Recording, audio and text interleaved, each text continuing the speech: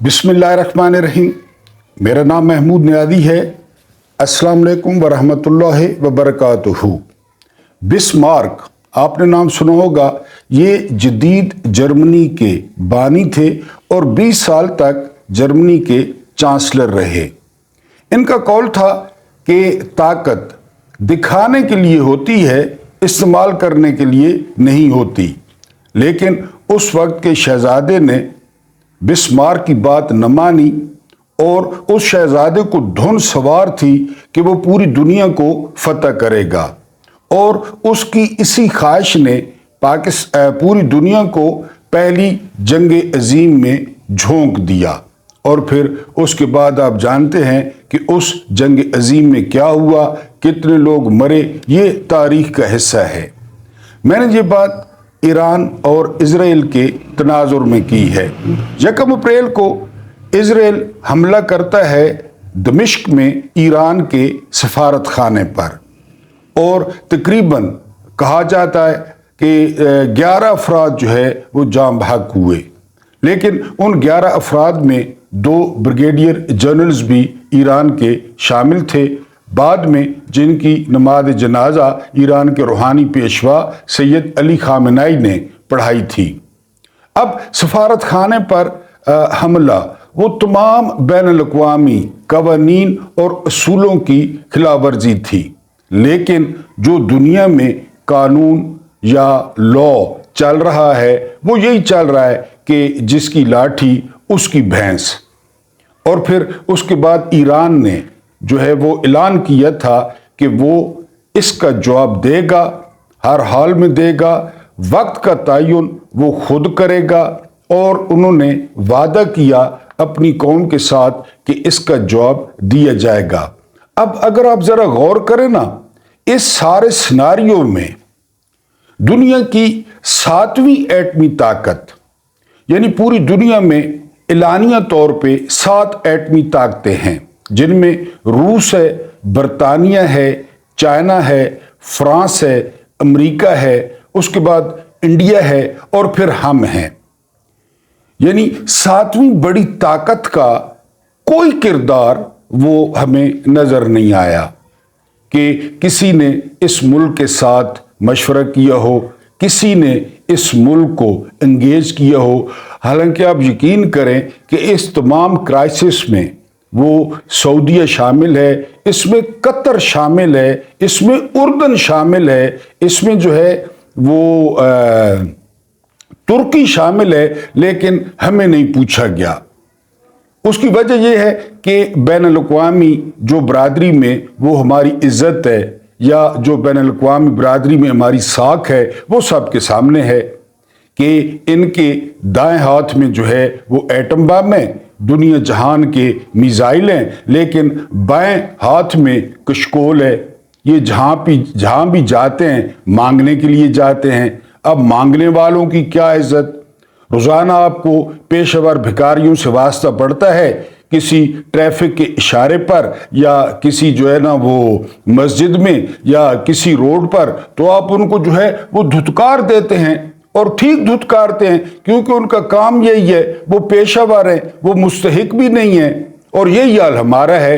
अब दुनिया हमें, जब हमारा एक सो कॉल्ड वजीर आजम वो मुंह से कह रहा है कि बेगर्स कांट बी चूजर्स, कि ये जो है वो जो भिखारी होते हैं उनकी कोई चॉइस नहीं होती, तो इस मुल्क को, और इस मुल्क ने रद्द-ए-अमल क्या दिया? दफ्तर खारजा ने जो होम्योपैथिक रद्द-ए-अमल होता है, जो इनके पास लिखा हुआ होता है, इन्होंने कहा कि दोनों फरीकों को वो तहम्मुल से काम लेना चाहिए और जंग बंदी होनी चाहिए। कोई इनसे पूछे, इन लुगड़ों से, कि आपसे पूछा किसने है, आपको दावत किसने दी है कि आप जो है ना वो तकल्लुफ कर रहे हैं कि जंग बंद होनी चाहिए।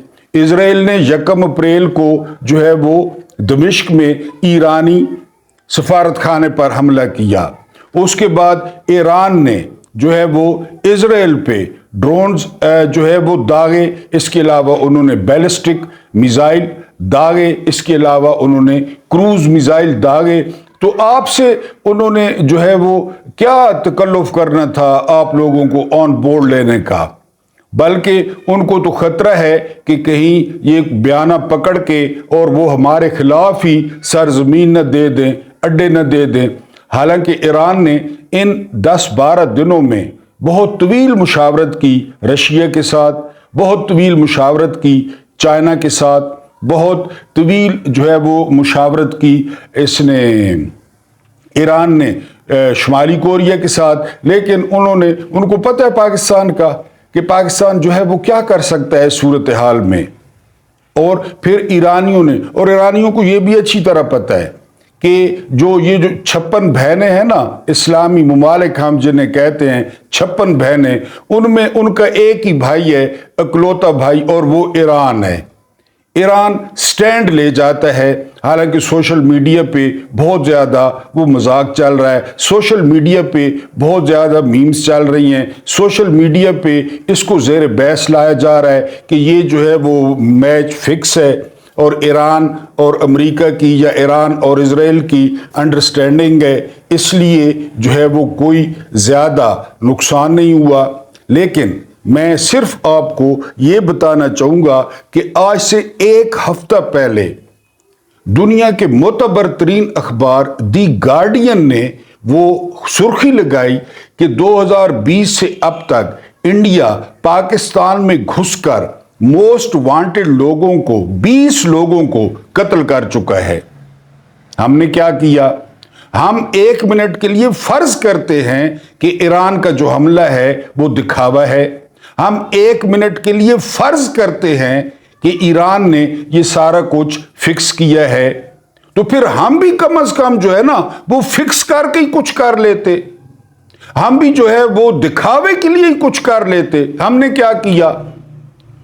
यानी आप देहातों में देखते हैं ना कि एक बंदा बदमाश होता है, उसकी शोहरत जो है ना, उसके पास जो है ना वो क्लैशनकोफ होती है, जो उसके पास असल होता है, तो आप देखते हैं कि वो शरीफ आदमियों से वो 100 रुपये ले लेता है, भत्ता ले लेता है, दुकानदारों को तंग करता है, एक पिस्तौल या क्लैशनकोफ के जो है ना वो सर पे।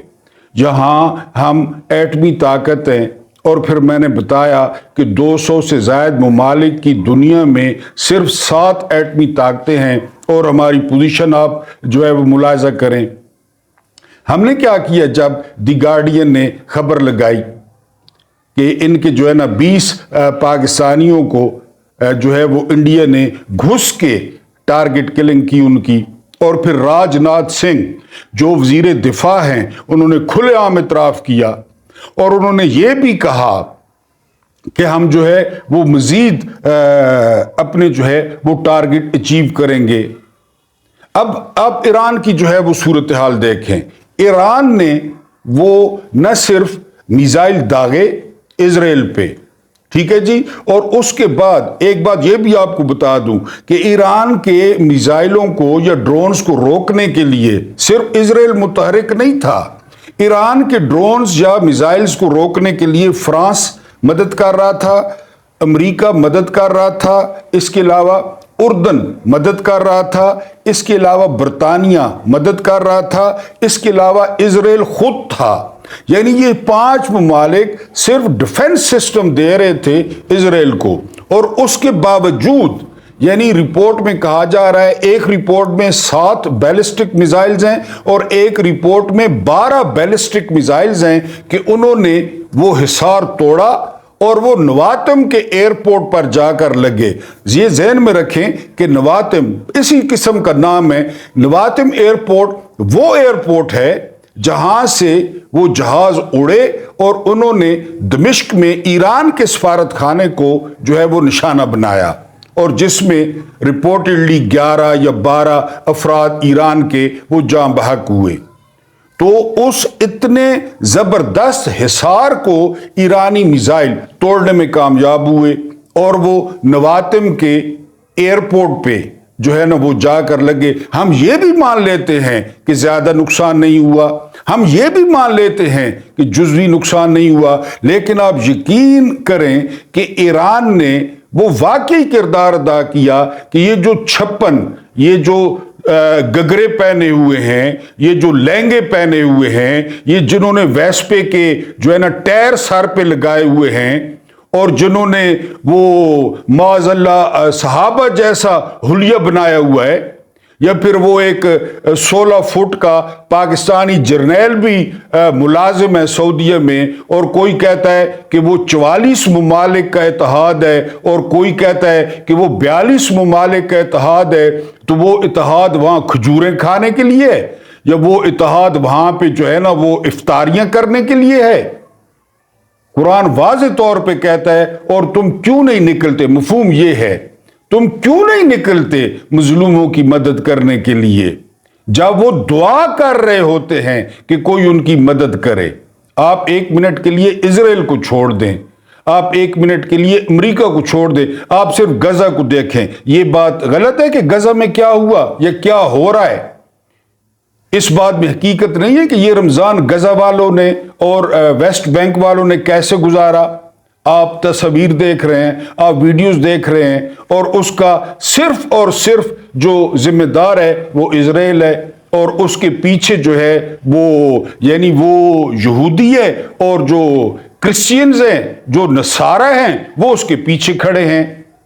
لیکن مجال ہے کہ اس ایٹمی طاقت کی کان پہ جوں بھی رینگی ہو کہ انہوں نے کچھ جو ہے نا، جس طرح میں نے ایک پہلے ویلاگ میں کہا تھا کہ بندہ اگر تڑی لگا دے نا یا دھمکی دے دے، وہ بھی بہت معنی رکھتی ہے۔ آپ کو یاد ہے عمران خان نے جنرل اسمبلی میں تقریر کی تھی اسلام فوبیا کے خلاف، حالانکہ اس تقریر سے کوئی ملک فتح ہو گئے تھے، یا اس تقریر سے آپ کہیں کہ کہیں میزائلوں کی بارش ہو گئی تھی؟ نہیں، لیکن اس تقریر نے جو امپیکٹ کریٹ کیا وہ آج تک، اور جب تک اقوام متحدہ ہے جنرل اسمبلی میں، وہ تقریر یاد رکھی جائے گی۔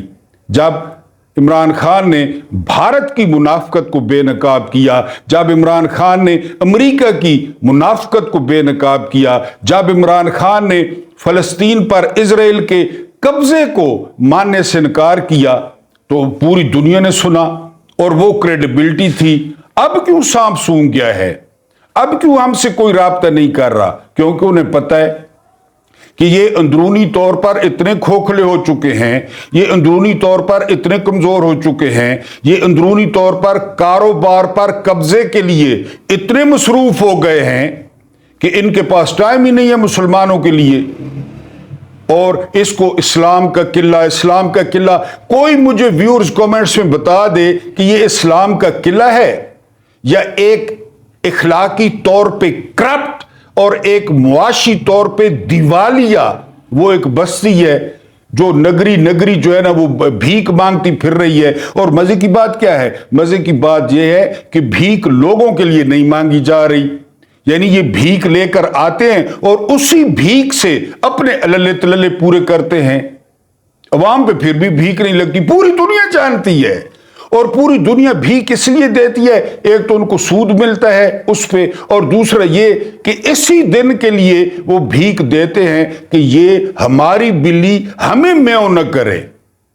ایران پہ جو لوگ اعتراض کر رہے ہیں نا، میں ان کو یاد کرواؤں گا وہ ایبٹ آباد میں جب اسامہ بن لادن کو مارا گیا۔ میں یہ نہیں کہتا کہ اسامہ بن لادن کوئی بہت بڑا آدمی تھا یا وہ یعنی اس کے ساتھ زیادتی ہوئی۔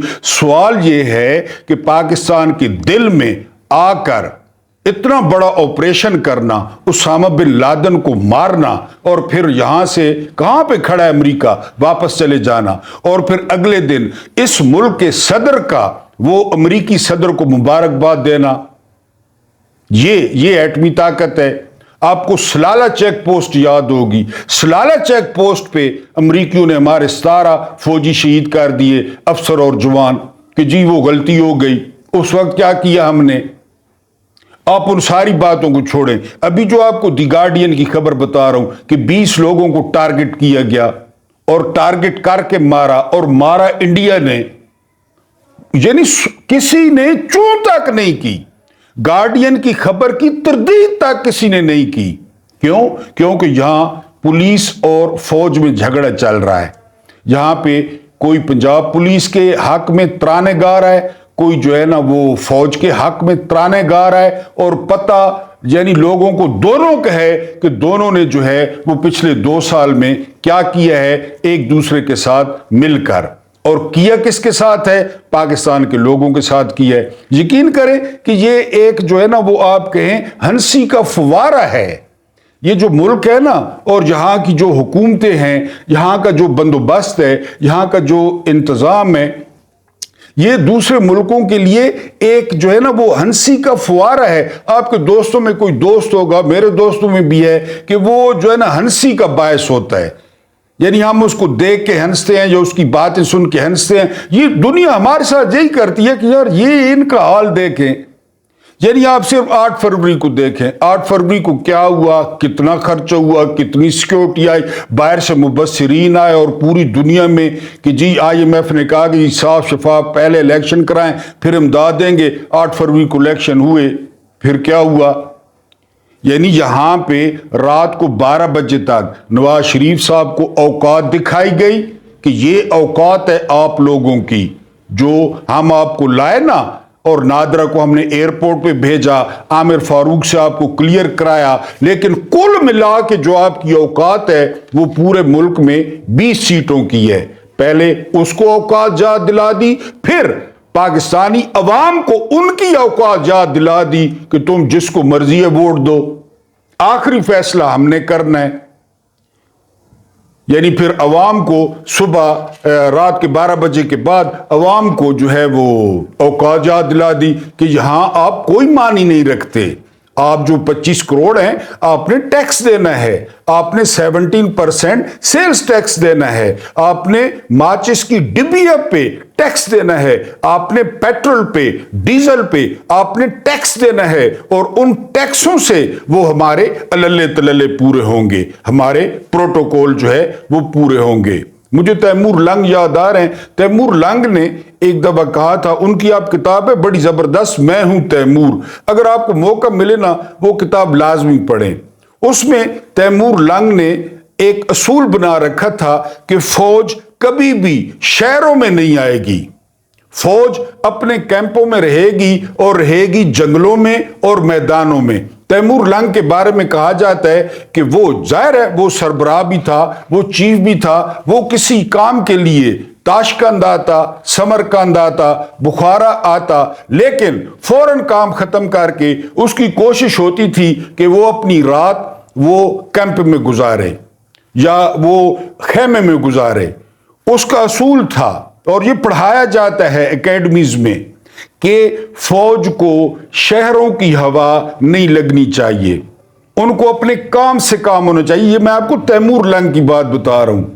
وہ انڈیا نے 1 منٹ میں، کتنا بڑا ملک ہے، 1 منٹ میں سارے کنٹونمنٹس ختم کر دیے کہ یہ غلامی کی نشانیاں ہیں، کنٹونمنٹس ختم اور بالکل سارا سیولین کر دیا انڈیا نے۔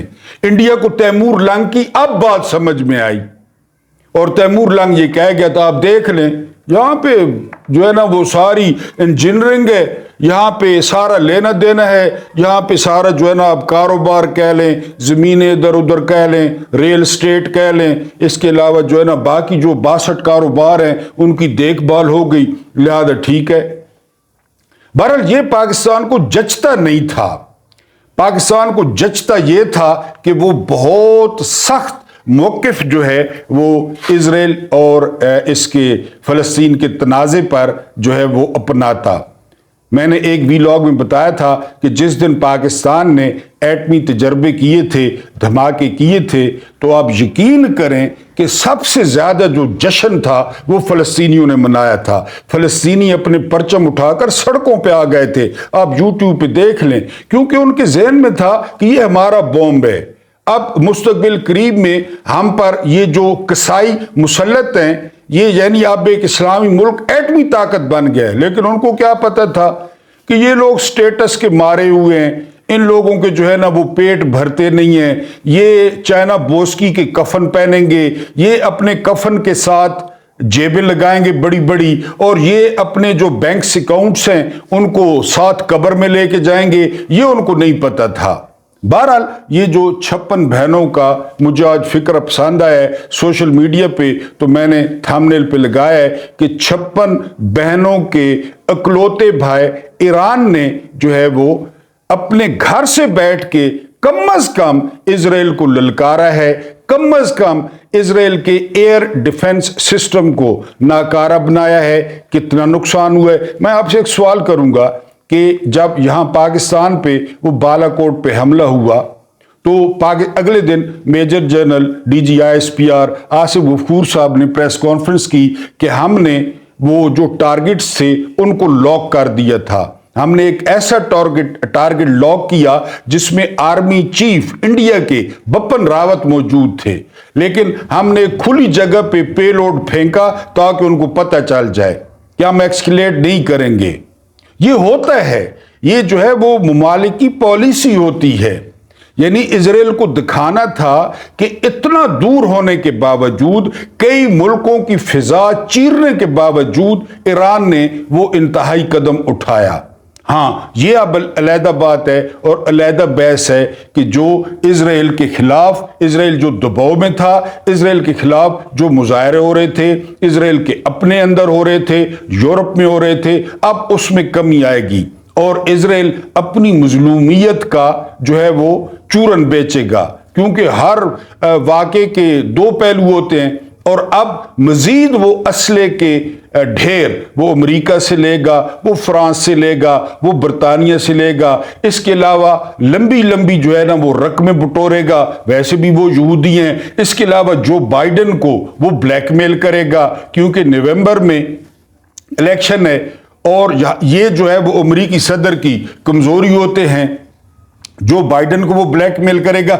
ये ईरान के हमले के वो नेगेटिव जो है वो एस्पेक्ट्स हैं। लेकिन ये होता है जब आप जो है ना, जो कई दफा मैंने वीलॉग में आपको बताया है कि कभी कभी जो है ना दस्तार बचाने के लिए सर की कुर्बानी देनी पड़ती है। या तो आप दस्तार बचा लें और या आप सर बचा लें। मेरी नजर में, मेरी नाकिस राय में, इस फकीर के तजिए में ईरान ने बहरहाल अपनी दस्तार बचाई है। ईरान ने बताया है कि जी a nation strength does not depend upon its wealth but depend upon its man of high character. पहले भी आपको बता चुका हूं कि जो ईरानी क़यादत है उनके लंबे चौड़े प्रोटोकॉल नहीं है। जो ईरानी क़यादत है उनके दूसरी दुनिया में वो बैंक अकाउंट्स नहीं है। जो ईरानी क़यादत है उनके पास BMW और मर्सिडीज इतनी ज्यादा नहीं है। वो एक आम इंसान जैसी जिंदगी गुजारते हैं। जितने भी पिछले आप सदर देख लें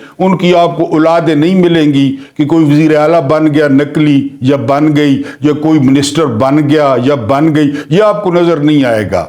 यानी उनका सदर जब टर्म पूरी करता है तो वो बिल्कुल वाकई जो है वो गुमनाम हो जाता है, अपना काम करता है और अपने घर चला जाता है। कल के वीलॉग में आपको बताया था कि खान लियाकत अली खान ने कहा था कि ये तो मुझे वजीर आजम बना दिया गया है, अगर मुझे चपड़ासी भी बना दिया जाता तो मैं जो है वो इसी तरह काम करता। मैंने काम ही करना था तो ऐद वजीर आजम कर रहा हूं। ईरान के एक साबिक सदर जो है महमूद अहमदी-नजाद, वो लोहार के बेटे थे। तो उन्होंने, उनका जो इंतखाबी नारा था, उनका नारा यह था कि मेरे पास ईरानियों को देने के लिए सिवाय खिदमत के और कुछ नहीं है।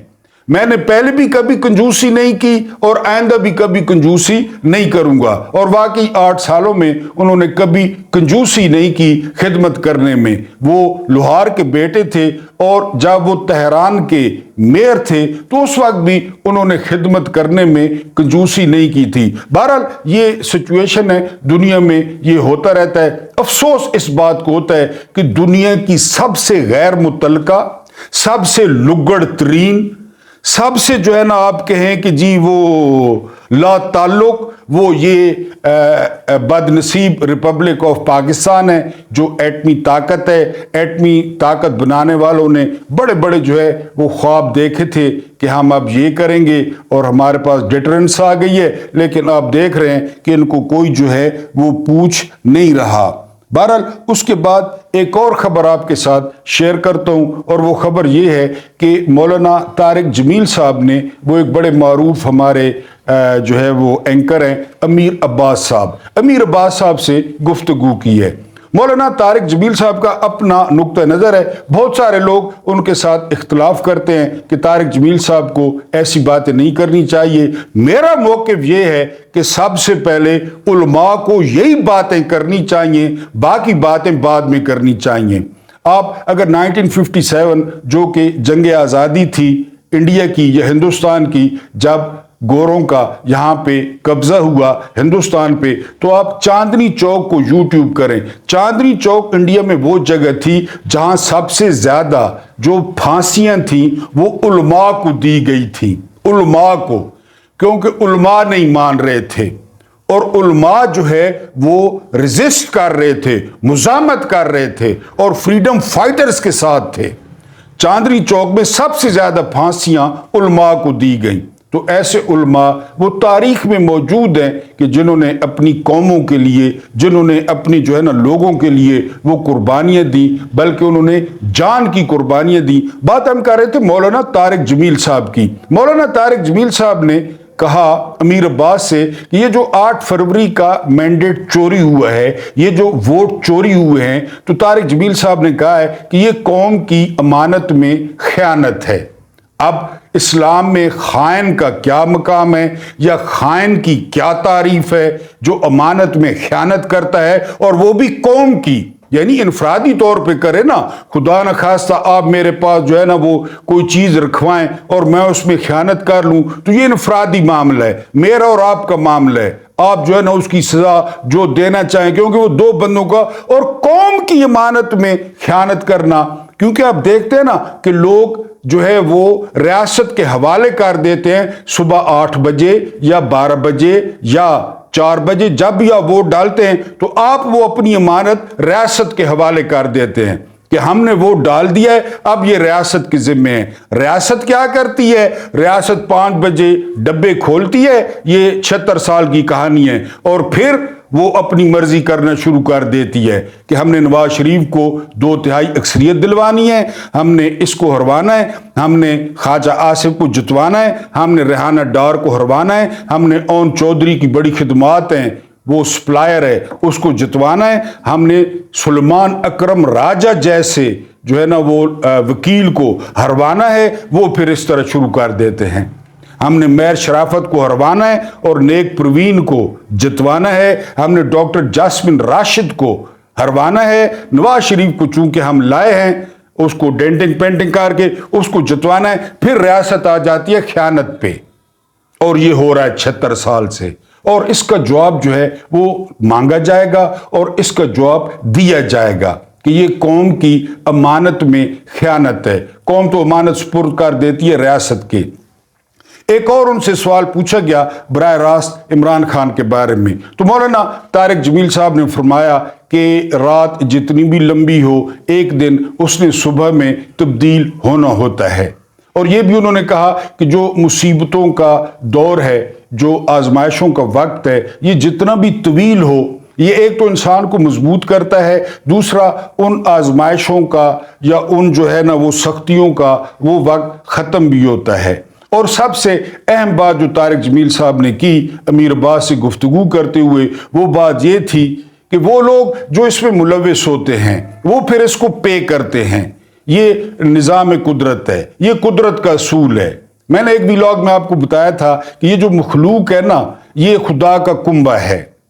खुदा अपने कुंबे को एक मखसूस वक्त के लिए चंगेज खान के हवाले करता है जब उसे थोड़ा बहुत वो नाराज हो, या मखसूस वक्त के लिए अहमद शाह अब्दाली के हवाले करता है, या मखसूस वक्त के लिए तैमूर लंग के हवाले करता है, लेकिन मुस्तकिल तौर पे ऐसा नहीं करता। फिर उसकी रहमत जोश मारती है और फिर ना चंगेज खान रहता है, ना जो है ना वो अहमद शाह अब्दाली रहता है, फिरौन नहीं रहा, फिरौन के भी हवाले किया था, नमरूद के भी हवाले किया था, कारून के भी हवाले किया था, मुशरिकीन मक्का को या वहाँ पे जो मुसलमान हुए थे उनको अबू जहल के भी हवाले किया था, अबू लहाब के भी हवाले किया था, लेकिन फिर कोई ना कोई वो मदनी आफ्ताब वो ज़ाहिर हो जाता है रहमत बनकर। तो तारिक जमील साहब फरमाते हैं कि ये मुस्तकिल नहीं होता, ये हमेशा नहीं होता, जुल्म जो है वो हमेशा के लिए नहीं होता, क्योंकि लहू की और खून की खासियत है कि वो जब गिरता है ना تو وہ ضد کر کے جم جاتا ہے، وہیں پہ وہ اور زیادہ پرومیننٹ ہو جاتا ہے، وہ اور زیادہ نمایاں ہو جاتا ہے کہ ہاں جی کسی کا خون بہایا گیا ہے، اور پھر وہ خون بولتا ہے، ناانصافی بولتی ہے۔ یہ آدم سے لے کر آج تک ظالموں کو سمجھ نہیں آئی کہ یہ ایسا ہوتا ہے، لیکن جب ان کے ساتھ یہ کچھ ہو نا اور ہو رہا ہو پھر انہیں سمجھ آتی ہے، لیکن اس وقت زیادہ وقت نہیں بچتا۔ تو بقول طارق جمیل صاحب کے کہ یہ وقت جلدی ختم ہو جاتا ہے۔ ہمیں امید ہے کہ کل سے جو ہفتہ شروع ہو رہا ہے اس میں انشاءاللہ تعالی وہ جو اسیر مالٹا ہے، وہ جو ضمیر کا قیدی ہے، غریب شہر تیرا خیر خواہ قید میں ہے، جس کا نام عمران خان ہے، اسے عدالتیں انصاف دیں گی، وہ جیل سے باہر آئیں گے، اور پھر پاکستان کی مقتدرہ، پاکستان کے طاقتور لوگ دیکھیں گے کہ محبت کسے کہتے ہیں، عقیدت کسے کہتے ہیں، استقبال کسے کہتے ہیں، اور مقبولیت کسے کہتے ہیں، اور مقبولیت کو قبولیت کی کوئی ضرورت نہیں ہوتی۔ Subscribe, like, comments and share. Allah پاک آپ کو آسانیاں عطا فرمائے اور آسانیاں بانٹنے کی توفیق عطا فرمائے، اینڈ مجھے برداشت کرنے کا بہت بہت شکریہ۔